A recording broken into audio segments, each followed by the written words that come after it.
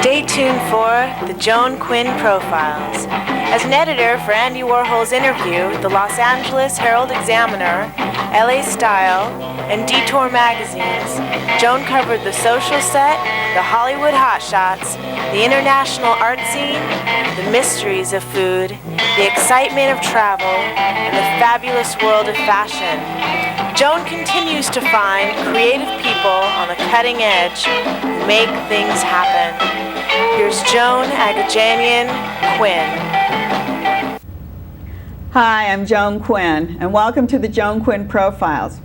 Waiting to be profiled is Dr. Thomas Meyer and musician-composer Jack Elliott. Tom Meyer has a Bachelor of Science from the University of Wisconsin and a medical degree from Columbia. He also has a master's in business from the University of Phoenix. But he's here with us today because he's the author of a book called Goldilocks on Management.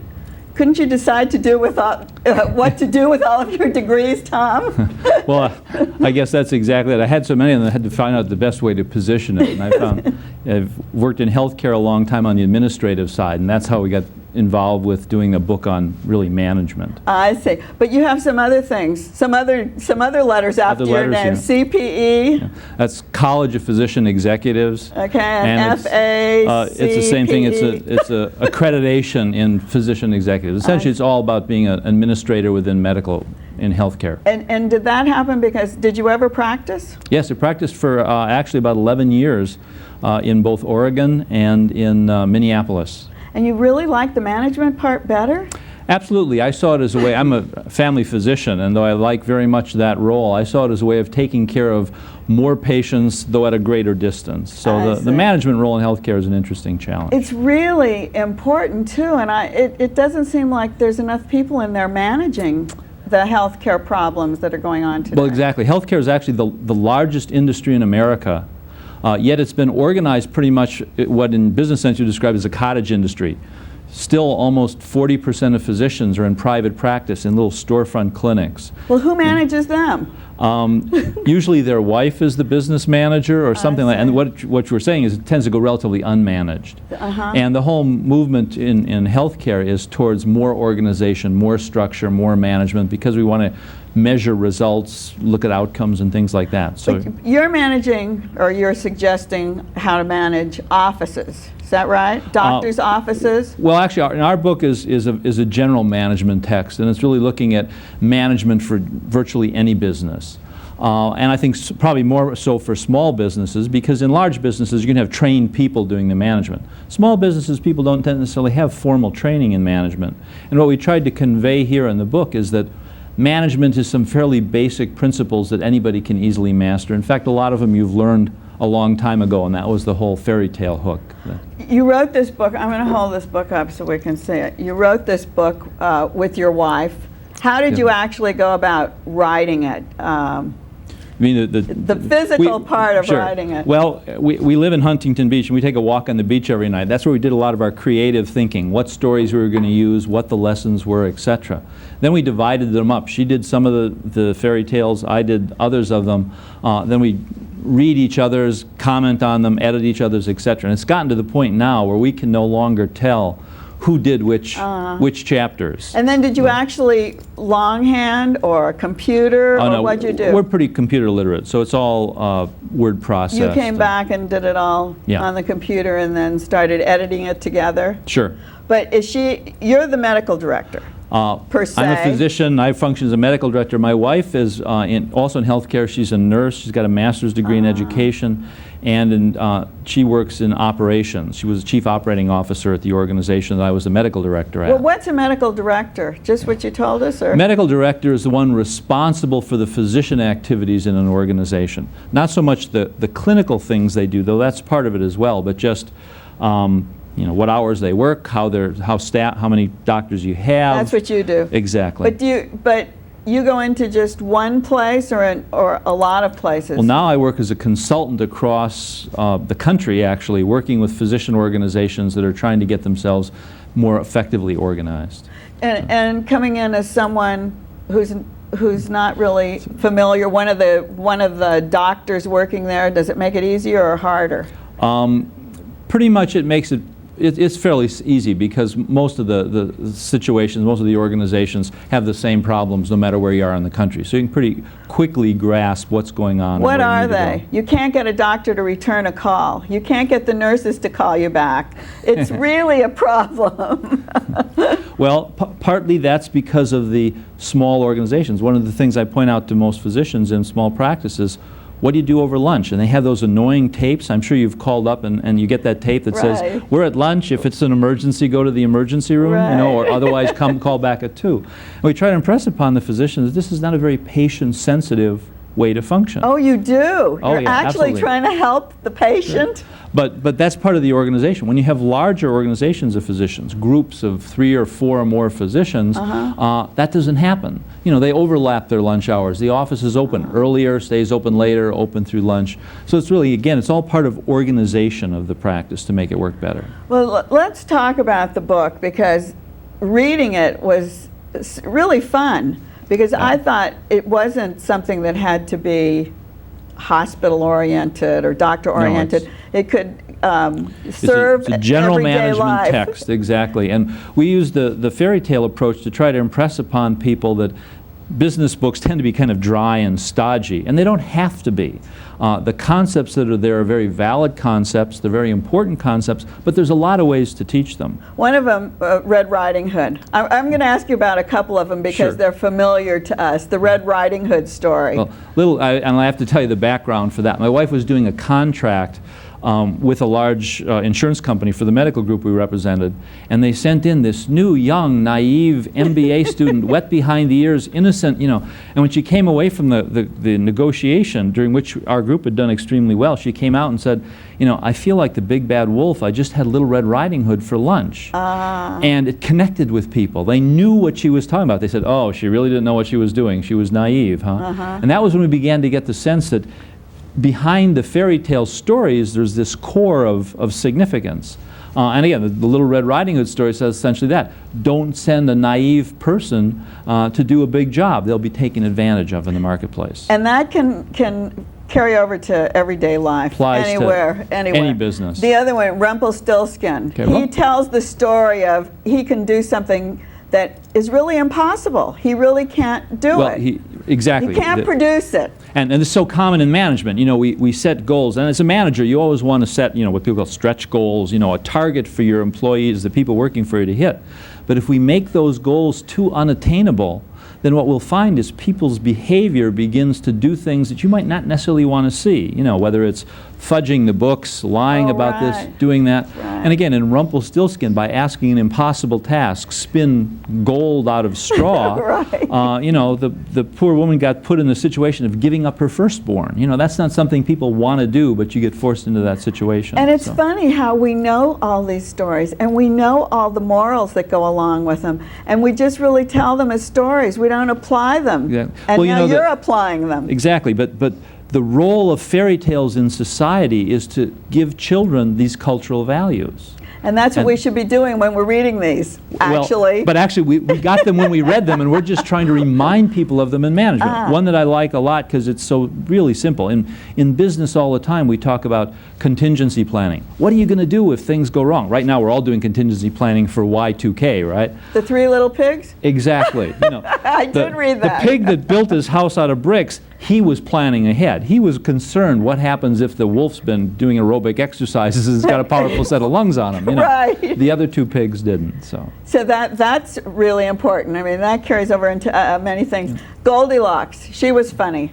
Well, Goldilocks was the prototypical marketer, but she really didn't plan very well. You know, in the way we tell the story, and in all the stories, we've done kind of an updated version of them to make them a little bit more contemporary. I thought that was interesting. You start with that theory, but you make her, tell us a little bit about what it is. Well, in Goldilocks, she sells porridge, or she sells food goods, and she's selling porridge to the bears who run the Bruin Inn. Right. But she got there sort of unanticipated, and she really didn't have a business plan or a strategy for dealing with them. She doesn't do a very good job of closing the deal. Closing the deal, right. And of course, the lesson there is you have to plan these things. You have to lay a firm strategy and foundation and follow through on it. But I think perhaps my all-time favorite, and a good one to make the example of, is Jack and the Beanstalk. Oh, tell us about that. Well, Jack and the Beanstalk, you know, it sounds like, you know, a very unrealistic story, yet as a manager, we're forever telling our employees to think outside the box. Exactly. Now, unfortunately, a lot of employees think thinking outside the box means you have to work when you're not at your cubicle. But, you know, when we're telling them to think outside the box, we're telling them try to be innovative, try to be creative, etc. And if you look at Jack and the Beanstalk, his mom wasn't creative. She said, family's starving, we've got one asset left, it's the cow, go sell it, you know, bring back what you get for money and we'll see if we can't survive a little longer, and then I don't know what happens. Jack was far more creative. Now, he was a risk taker, as many good managers are, but he got the magic beans. He sold the cow for magic beans, which was thinking outside the box. It was an innovative solution. But he was a naughty boy for doing that. He just happened to luck out. Well, you don't take any, you know, you got to take risks. You have to take risks. That's the point you made, I think. Exactly. But you know, and in management, that's what we want people to do, is to take some risks, but to be creative and be innovative, to look at new ways of coming up with new solutions to everyday problems. And is there anything, we're just about finished, but when people read this, is there anything to look for that we haven't talked about? I think the important thing is, it's very nice to have these little stories and say, isn't that cute, what we're trying to say there? But storytelling is a very critical management tool. And what I encourage people to do is, within your own organization, look at the examples that are reflected in the fairy tale. So how did somebody in our organization think outside the box? You know, and that's the sort of Jack and the Beanstalk effect. And, you know, in our business group, we had the incident with the One Health plan where, you know, we had 8 Goldilocks or a Little Red Riding Hood for lunch, sort of a thing. So look at how it applies to your business, because that's how you impress the management principles upon your staff and get them to use the same ideas. And it takes somebody with an educated background to go in and tell the people you consult with, I mean, for us to respect you, we know you're educated. Otherwise, if someone comes in and says, do these fairy tales, forget it, you know? People aren't going to understand that. But I think, well, the whole purpose of the book is to let people read it and say, you know, they're right. This does apply. And in the book, after doing the fairy tale and discussing the lesson, then we do the sort of Harvard Business Review kind of case study that says, you know, here's a real kind of business study, and look how the same principle is reflected here. And that's what we encourage people to look for in their own business. Well, that's what we'll look for. Thank you very much, Tom Meyer, for being with us today. And don't go away. We'll be right back with Jack Elliott. Thank you.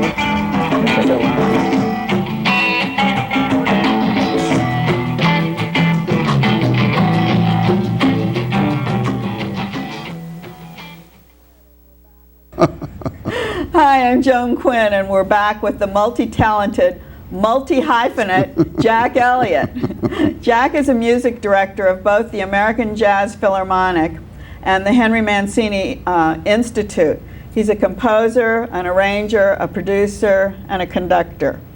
Jack earned a Grammy nomination in 1994, an Emmy nomination in 1989, and an Oscar nomination in 1964. His Bachelor of Music and his honorary doctorate are from the University of Hartford's Hart School of Music. Hear, hear. Were you destined to be a musician? I never knew anything else. Oh, you didn't? Never. Was it in the family? Never. No, not really. You know, family played. Everybody had a piano. In those days, everybody had a piano in the living room, and you know, that was family life. Where was that? Where were you born? In Hartford, Connecticut. Oh, so did you just stay at school? Stay everything in Connecticut? No. I stayed in let's see. I was born in Hartford and went through high school in West Hartford. It's the same, not that far away. Then I went into the Army and came back and went to what was known as the Hart School of Music in those days, now the Hart College of Music. Oh, I see. That's the connection between that and the other. And then I moved to New York in 1952. Were you playing an instrument, or were you writing? Always. I was a pianist, and then studying composition. So I began composing when I was about 18 or 19, and I began playing the piano when I don't know, 5 or 6 years old. Professionally? So, were you professional piano? Professional. At the time I was 13, yeah. Were you? I mean, yeah, I that's was what I mean playing by in bands by the time I was 13 years old. Oh, so the composition then was something a It was- step further. Yeah. I got into a class that they had for talented young people when I was about 14, and began studying composition at that time. And I've always been in music. I've never known anything else. But what about the genes in the family? No? Well, my dad liked to play the piano. My mom sang, you know, but sort of what everybody does. Is kind of stuff But that nothing everybody- professional? No. There were no professionals. You were nominated for one of each, a Grammy, yes, an Emmy, yes, and an yes. Oscar. The What Gram- were they for? Because I think that shows us the Trying to depth think. Well, of... the Grammys, I've done the Grammys since they began. This will be the 30th year. You've been in which I'm conducting. conducting, you know, I'm in charge of music for the Grammys now. This will be the 30th year. The Oscar was for the 50th anniversary of the Oscar, which was a very interesting show. Really was a hell of a show. Big show. And what else? Oh, a couple Emmy. of Emmys. Yeah, I've done more than I'd like to think about. Let's put it that way. Well, you did. A lot. You taught a lot of Emmy. Yeah, I mean, about 13 years. wow. You talked about directing the Grammy show for 30 years. What does a musical director actually do? What are your... Well, things have changed enormously over the years. When we began 30 years ago, that was a live show. It was a live from the standpoint of not using tape, not using lip syncs, not using... People came on and sang on the show. And they rehearsed before? Oh, yeah, you rehearsed before. You had a good solid week of rehearsal. You had an orchestra that was live all the time. You had the so-called categories. You know, in each one of the categories, there are 5 nominees, and the so-called "and the winner would begin. That was all done live. And what do you at that do? time. The music for each one? Yes, I've stood in front of the band saying, for instance, we would start off and there'd be a large overture, which led into the first segment. In those days, Andy Williams did a number of those shows as host. So Andy would come out and either sing a song or would talk as a host. So with the overture, stop for a minute. Yep. With the overture, do you put that all together? Oh yeah, Is it a you put it together. compositive- You write it. I wrote it. Put it together. Wrote it. Conducted it. And then when you're a music director of a live show, which is practically non-existent today, by the way, practically non-existent today. If you're a music director of a live show, you are the music director of the show. Well, those things are. I don't think you'll see it again. You did the Kennedy Center Awards. Yes, I did the first Kennedy Center honors. In fact, they're still using my theme on So that show. that was an original theme. It was an original music. I wrote the theme for the show, and I did the first show, and then I've never done anything further with the Kennedy Center honors, but they're still using the music. It's But interesting. you also wrote the music, or I don't know if you wrote the music, but you were the musical director for the Olympics at one point. Exactly. So did you write the music Right for through that the whole too? thing. No, I wrote a lot of music for it, but I didn't write the theme. John Williams wrote the theme. Ah, right. So then what But did I you was do? the Make music sure? director. I was the music director of that whole, probably had, 50 different elements pulled together in that show. So I spent almost a year on that show. So composing. Composing, arranging, working with the artists, the putting together of the Rhapsody in Blue that we did with the 50 pianos. Oh, wow. All sorts of stuff that went on. Ooh, a lot of coordination too. Mostly coordination. I mean, music is the easiest part of those It's shows. actually management. It's management, it's coordination, it's management, it's a skill in getting people to work together without killing each other. When you do a movie, you're scoring a movie, Mm-hmm. and you don't have to work with a lot of people like that and worry about It killing depends. It depends on who's doing the movie, who the director is, what the director, how closely you can work with the director. them. And how do you do that? Do you see the movie first and then compose the music, or do you compose it? No, do you you'd read it? What do always you look do? at the film. You're always looking at the film. The film tells you what. So the film what's is there. finished when you start. I think so. Most of the time, it's finished. It's supposed to be finished. There are times when it'll carry over. But for the most part, it's finished. You begin to start to talk with the composer starts to talk with the director of the film, and spends most of his time before writing a note, really finding what the commonality is, what you want that score to sound like. So you don't deal with the actors at all? No, never see them. Is that right? Never see them. But so it's really direct, you and the director, And basically. the director, yes. From time to time, producers are involved, but for the most part, it's the directors. It's the director's picture. What about television? Does that work the same way? Because I know you've Pretty done a much lot of... the director of a television show, which is non-existent anymore. These shows have all changed so much. But They're you've kept up compartmentalized. 30 years. Well, 30 years, you've had to keep changing with everything, right? You keep dancing as fast as you can. That's it. guess, You I just keep guess. dancing. So what happens in TV?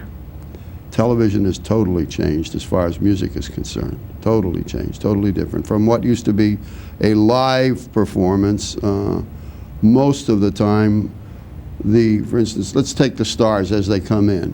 The star would come in, work with our orchestra, sing with our orchestra, et cetera, et cetera. At this point, the star comes in. Star brings their own trios, quartets, large orchestras with them.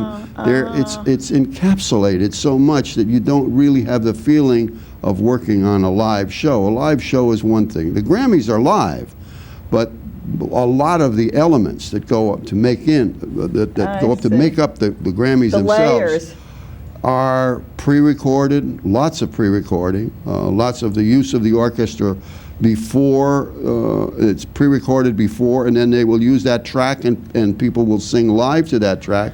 The orchestra will sit there and look as if they're playing. Oh, is that right? Yes, sometimes they play live, very seldom, because with the number of changes on that stage that take place in the course of 3 hours, you simply can't put down an orchestra and let it. The orchestra used to be the center of attraction. It's Right. It's gone. It's just gone. Oh, that's really The interesting. groups are the center I of never attraction. I never thought of the orchestra lip syncing. Yeah. Oh yes, absolutely. You did Absolutely. a Broadway arranging, Yes. and is that Yeah. different from what we're talking about? Yeah, it's live. Oh, every Broadway's night live. it's live, right? Broadway's live. Thank God, Broadway is still alive. The arranging, the stuff that took place before, would go on for anywhere from 4 to 8 to 12 weeks of work before, in which all of those songs were fitted personally for the people who sang them or the groups that sang them. There's an orchestra in the pit that was live. Would you conduct, or just No, do I the didn't arrangement? conduct. I You just didn't did, I was an arranger, one of the arrangers. Sometimes it'd be 2 or 3, sometimes 1. But I did about 4 or 5 I worked with Jerry Bach and Sheldon Harnick. The first show I did was called Tenderloin. The next one was,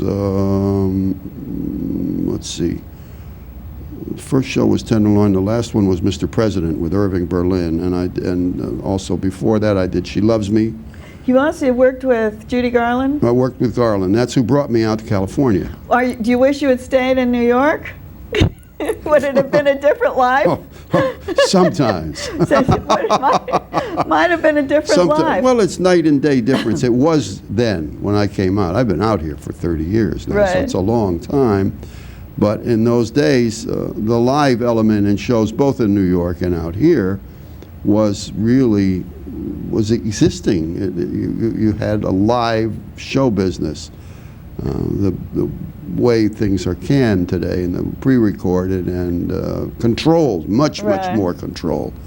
I'm not so sure it's for the better, but it's there. That's the way it goes. But we do have one live element in your work, and that's the American Jazz Philharmonic. Oh yes, the That's American very Jazz live. Philharmonic and the Mancini Institute. Tell us about that. Well, I had a partner in those days named Alan Ferguson, and we started the American Jazz Philharmonic, which was, the concept was to bring the best studio musicians in town together and to perform and get people to write for that orchestra, to compose for that orchestra. That's what it was. That's what it was. I see. It But it was had a to- different name. No, oh God, when it first started, We've had so many names. New American music. It was called the Orchestra, simply called the Orchestra. Then it was called the Los Angeles Symphonic Jazz Orchestra. Then it was called, and finally wound up being called the American Jazz Philharmonic.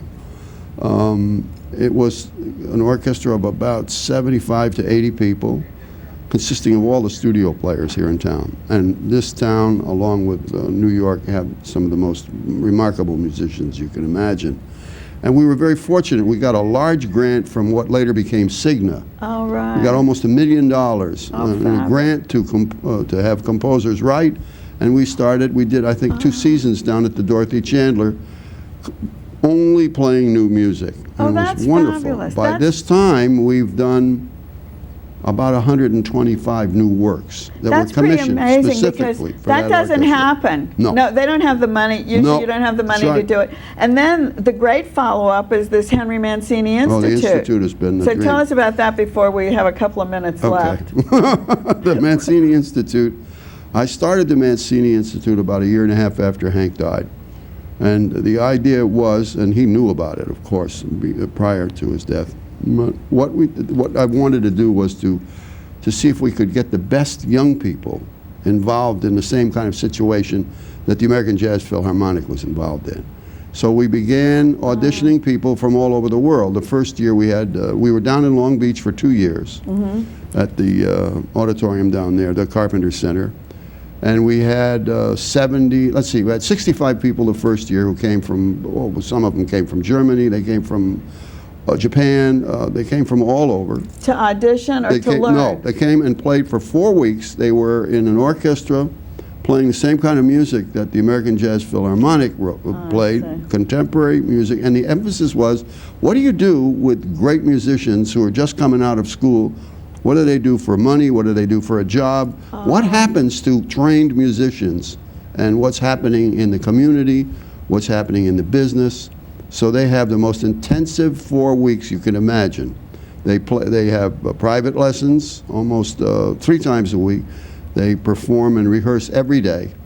Their concert performances on Friday and Saturday. And they do that for 4 weeks, and then off they go back out into the real world. You actually give them a chance to play with professionals. Oh, right? they're playing with their peers. All of these kids are their peers, and they're absolutely brilliant. They're the best young players. Auditions are held before this.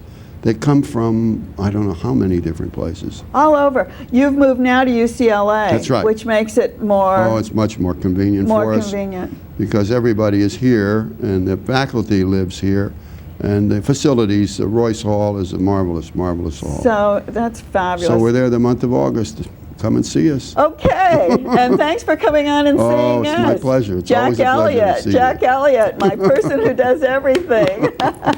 Thanks for watching us today, and keep sending your letters in to 777 South Figueroa, 44th floor, and we'll see you next time on the Joan Quinn Profiles. Thank you. Bye. But don't